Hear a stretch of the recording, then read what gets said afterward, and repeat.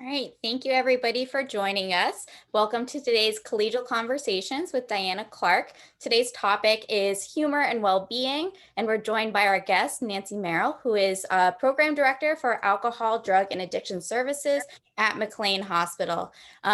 We will be allowing some time for questions and answers at the very end. If you do have any questions, please chat them to us directly. And in the last 10 minutes or so, if we have questions, I'll read them out and give them a chance to answer.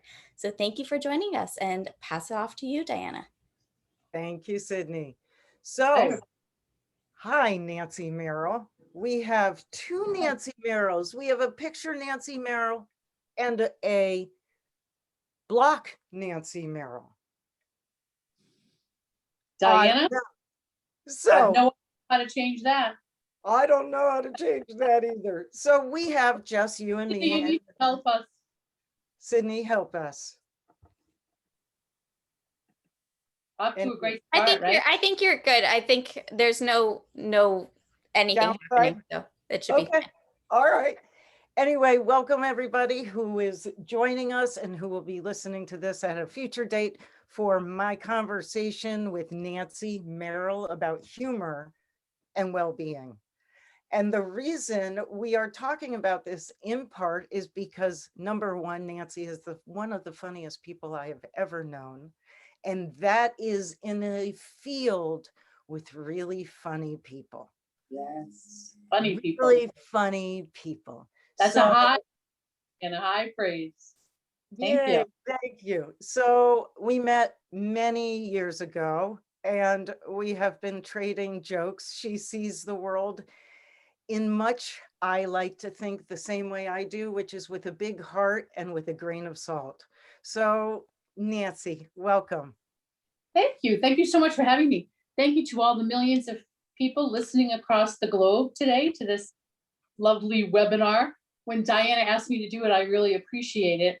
I was going to joke with her and say, you know, the topic of doom and gloom was what I thought we were going to be discussing today. So she said, no, let's do laughter instead, which I think is a much better. And then, you know, when you have to be funny on command, that never happens. So my 95-year-old mother said, do you want me to give you some jokes? I said, I think I'm good with that. But we did, Diana and I had talked a little bit about, you know, just the importance of humor, the importance of laughter. And, you know, I read somewhere once that the sign of a true humorist is someone who can laugh even when they're feeling miserable. And being part of an Irish family, my father was Portuguese and had no sense of humor whatsoever, but a delightful, fabulous, lovely man.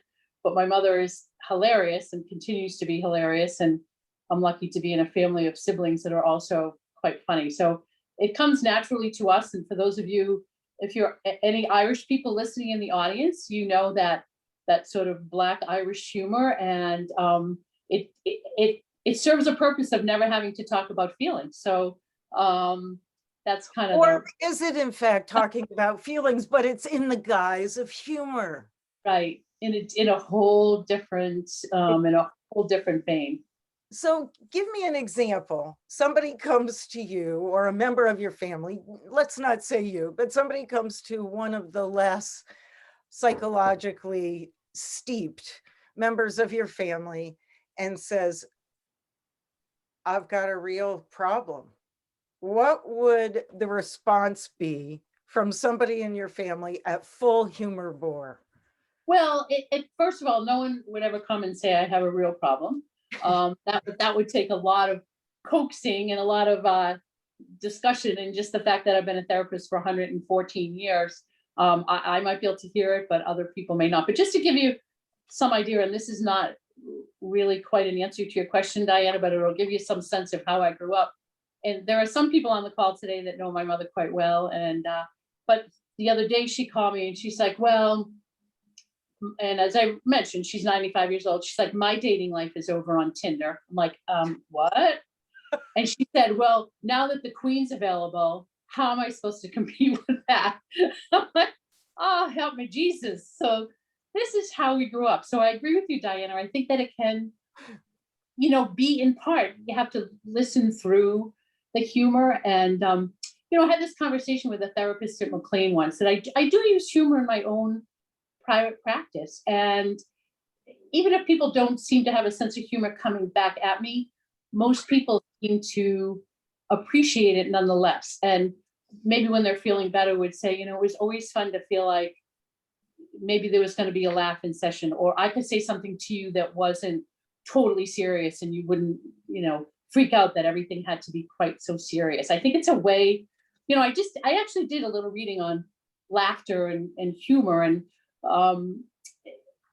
I coined the phrase laughter is the best medicine. I didn't, that's a total lie. But that phrase is out there a lot. And there is a lot written about it. And I was actually kind of surprised to hear some of the benefits. And I asked Diana yesterday, I said, is that going to be totally boring to tell people some of the benefits of laughter? But a lot of places study humor. Oxford studied humor, and they said it was crystal clear in that laughter can ease physical pain and emotional and physical distress.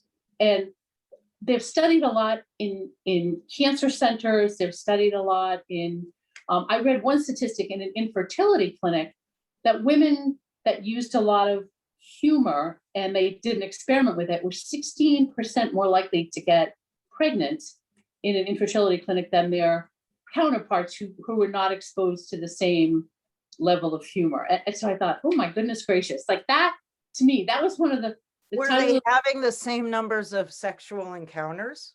It was an infertility, so it was, that's a good question. Right. They just sort of said that. Yeah, I'm just curious. And I think that Oxford, again, in the same study, said that they studied that laughter relaxes the entire body. Your blood pressure goes down, your pulse rate goes down. And so I love that. This other part, and I think this year, more than any year, maybe that all of us have ever been alive, to read that laughter boosts the immune system, that they've studied T cell, and folks know that I think that that's the way to measure immunity, and that exposing people to laughter, funny shows, to jokes, to comedians, the T cell counts go up. And this year, I think, my heart breaks for people who did not make it or have relatives who passed from COVID. And for those of us who made it, boosting our immune system was a way to go and if you could use humor, and who knew you could have so much humor on a Zoom call. So my college roommates and I spread out all over the country. And again, we've been out of college for probably 40 years. And every week there was something. And I think other people on this call know my mad crush and my future husband, even though he's married, is Charlie Baker, our governor. And behind my back, they had a wedding for me where I actually married him, which now he's a bigamist. So you have to, take that with a grain of salt. But I think it helped us all get through. And so I think that the boosting the immunity from laughter, and this was a Harvard study, and they found that people who expose themselves to laughter, report that they're funny, report that their family members are funny, have a reduced level of heart attacks and a reduced level of stroke.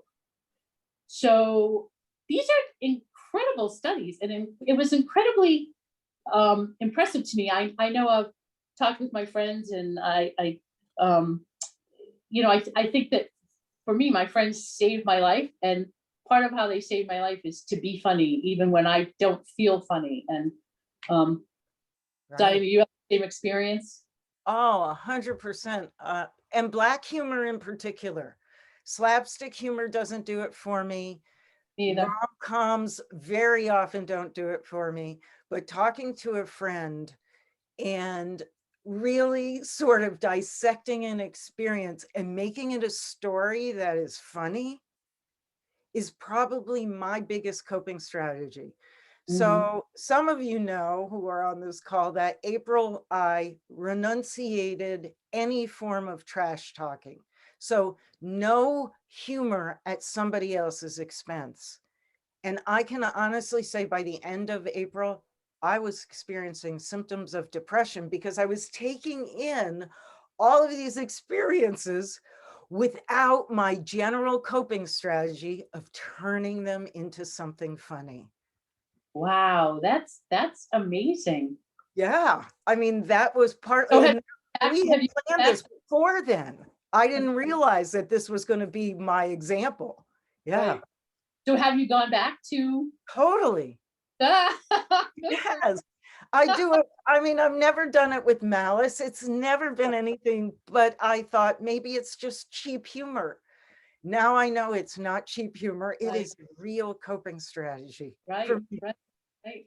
I think the key thing is not having malice and not having the intent, because I think it's fun to that's a way my family does it. I do that with my friends, but I have a tendency to use that type of humor more with my family. I mean, the other thing that the Harvard study shows, and we talk a lot about this in the addiction world and the psychiatric world, that, and again, sort of coming out a little bit of the COVID world, our cortisol level was pretty much coming out of our eyeballs. There was not a lot of way to bring it down. As you know, if the gym was your way, or the only thing we could do, everybody knows, they're like, thank you, Nancy, Captain Obvious, was walk outside. And the cortisol is really what's sort of driven more and more people into treatment now. That's really the not feel good hormone. And laughter can help reduce that. There's not a lot that can reduce that. Serotonin boosts are one ways to reduce it, and one of the ways to boost your serotonin is through exercise and laughter and medicine. I'm not that much of an exercise person, so I am always in the hunt for other strategies that elevate either dopamine, oxytocin, and Right. reduce cortisol. And Right. humor is probably the one that I lean to the most. Right. So I have an example of you. We were at a conference of an addictive disorder conference, and there were a bunch of people setting up booths, and somebody was giving you a hard time about McLean's medication assisted treatment philosophy and willingness to be at a time when the ethos of the addiction world was no medication. McLean was a forerunner in that. And so somebody was giving you a hard time, and they were doing it in a good-natured way. But you looked at them, and the way you disarmed them was beautiful. It was something like, yeah, imagine that. And they're still the #1 ranked hospital on US World Reports. But Everyone probably pull that out. Thank you for the. but it was great. And I chuckled and I was like, beautifully done. I'm always happy that the scroll that was in Annie Hall is not running over my head, because having been a manager for so long, one of the things you learn with management is not to react, because if you react, then all hell can break loose. So I do try often to use humor, mostly to calm myself down. I always say I'm my best audience. I'll be sitting in a meeting and I think I'm hilarious, and most people would be here and they'd be like, yeah, you're not. But thank you for that. Thank you for that compliment. It does work. I was challenged with I had a brand new marketer from McLean with me at a conference once, and this guy came up and he stood 400 feet from my booth, and he's like, oh, the great McLean Hospital, you do everything for money. So I just looked at him, and he was really much shorter than me, which no big deal, but I said to him, you want to step a little closer and say that to me personally?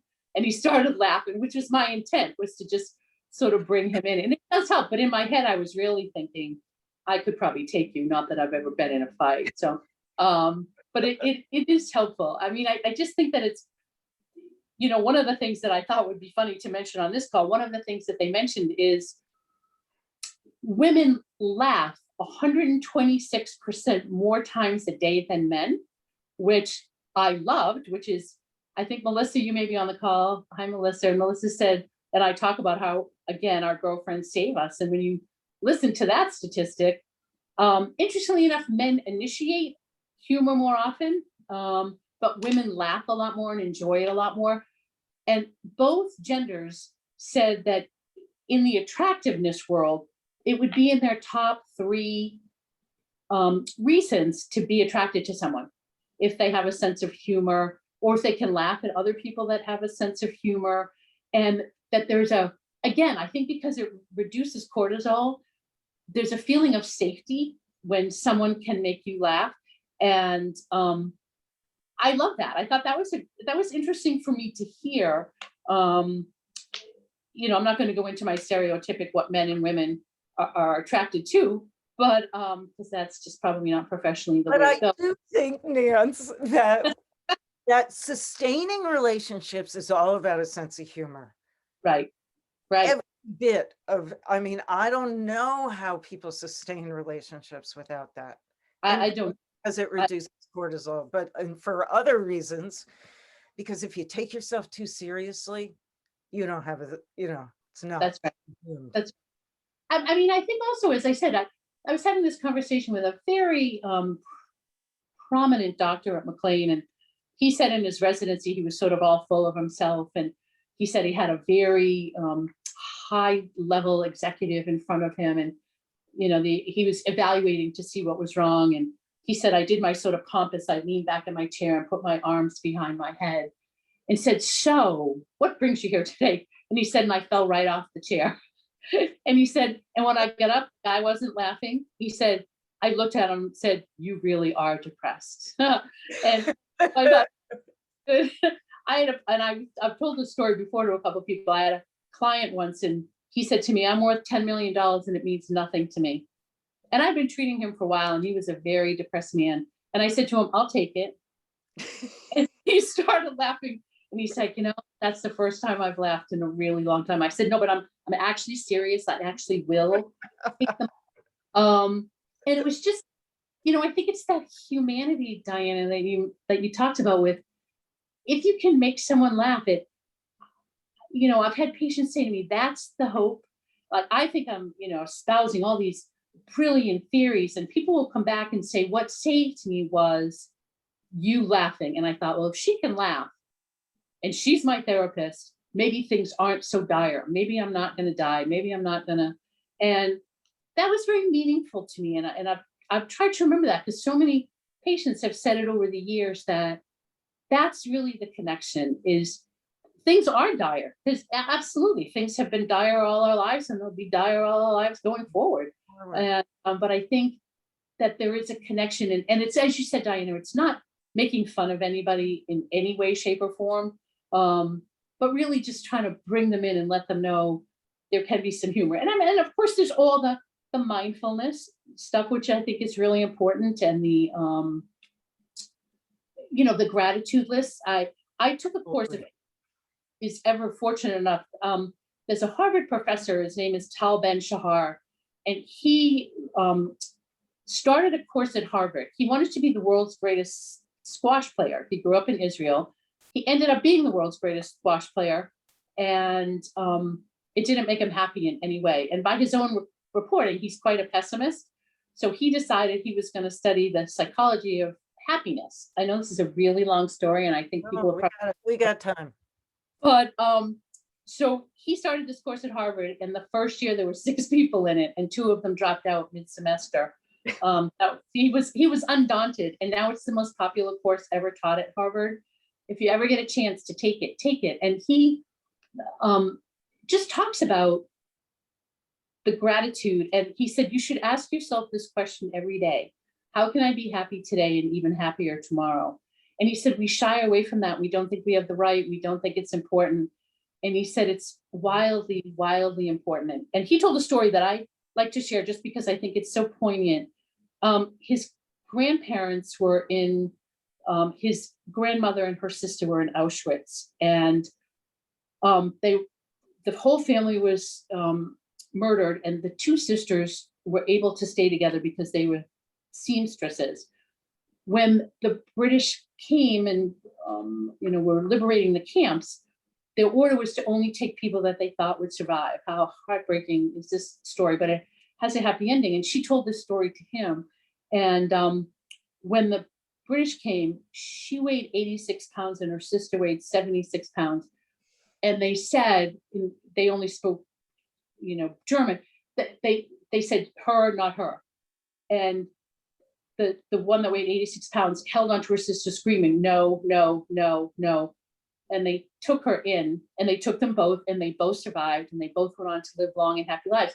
And he said to his grandmother, how did you ever, you're more positive than me.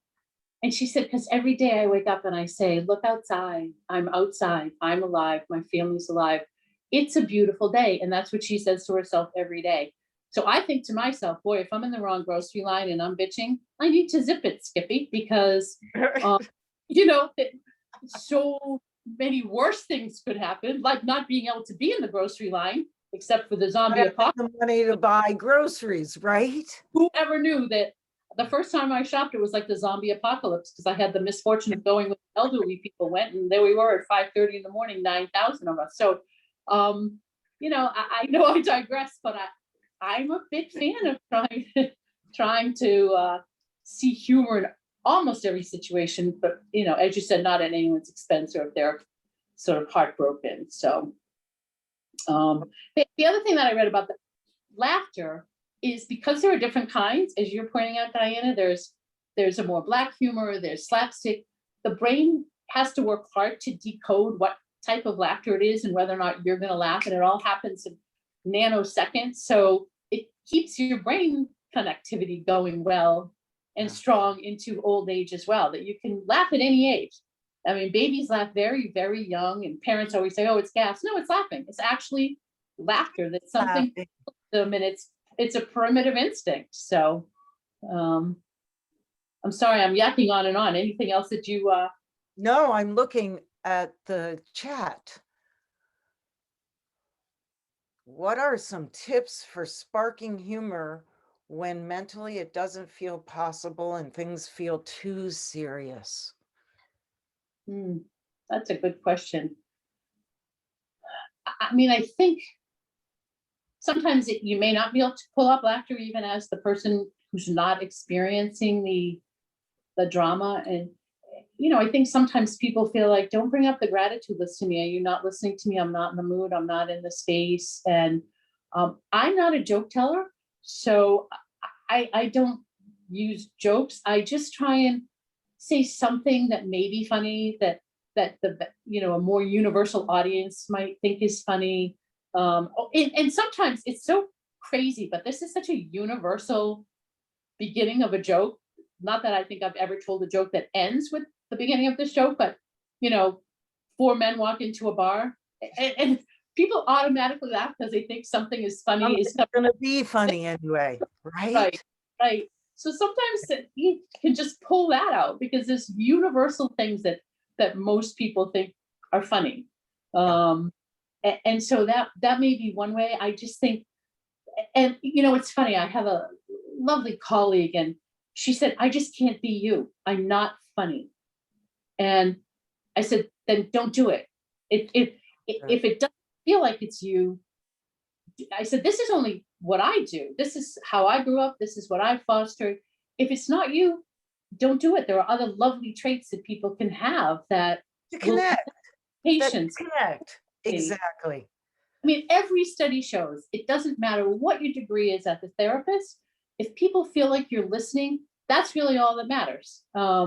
As I said, I happen to be a goofball in my own head. So sometimes my inside voice becomes my outside voice, but that really doesn't have to be that way for everybody. And I said to her, the good news about you is you think I'm funny. So you have the ability to think people are funny. And that's also helpful because as long as your patients feel like if they're funny, they can put it out there and you'll laugh. That's really kind of a key thing as well. So. And laughing at yourself. You don't have to make a joke. You don't have to, That's right. One person who was extraordinarily depressed, I said, I can't fix this. I can't make you feel better, but I can sit next to you while you're struggling. That was the message I sent. And then about 30 seconds later, I said, do you feel better yet? And there was. So it wasn't, there was a humor involved. Right. I saw what they really needed, but they also needed that couldn't go on forever either. Right. And I think there's a vulnerability with using humor. When I was a much newer clinician, I think I shied away from it a little more because I didn't want people to think I wasn't feeling their pain. Yeah. But I think you said there are lots of ways to express that you're connecting with somebody and that you feel their pain actually. And I'll say to my clients, it's not an attempt to reduce your pain. It's just a way to have it when you're not feeling it so acutely that you feel like you can't go on. I think that's kind of a key thing. And that's a message to myself as well. Sometimes when I'm feeling really down, I mean, people will call me. I know my good friend Carol's on the call and she watches all these murder things. I'm like, yeah, no, dairy growth. I'm all in for dairy growth. And Schitt's Creek, if you haven't seen that, I will only allow myself to watch Schitt's Creek if I go on my exercise bike because it's such a treat. I never want it to end. Really? I haven't seen it yet. I will in your honor. Yes. Hilarious. Humor yourself. There's a lot of funny shows out there, and that's where I land. That's what I watch almost exclusively. So, Excellent. Do we have any other questions before we close, folks? I think the only other question in there was already answered, so I don't think so. Wow, Nancy, this was delightful, funny. I laughed more, but I do think I got your point today, which is that laughter in a clinical setting is all about joining, right? We're all human together. And if somebody can join, there is healing. There's only good things written about it. Only good things written about using humor. It really is the best medicine. As I said, I did coin that phrase, so pass that along. I saw Lisa on the call. Thank you, Lisa Sarno. Thank you to everybody that took the time out of your day to. And Diane, so much for inviting me. It was quite a delight. Welcome. Always a delight. So it's totally do and share this, and I appreciate it very much. All right, everybody, have a great afternoon. Laugh more, listen to comedy, watch funny programs, check your body out closely in the mirror with a sense of humor, all of those things, right? Oh, No. great. Not happening. Hey, bye, everybody. Bye. Thanks.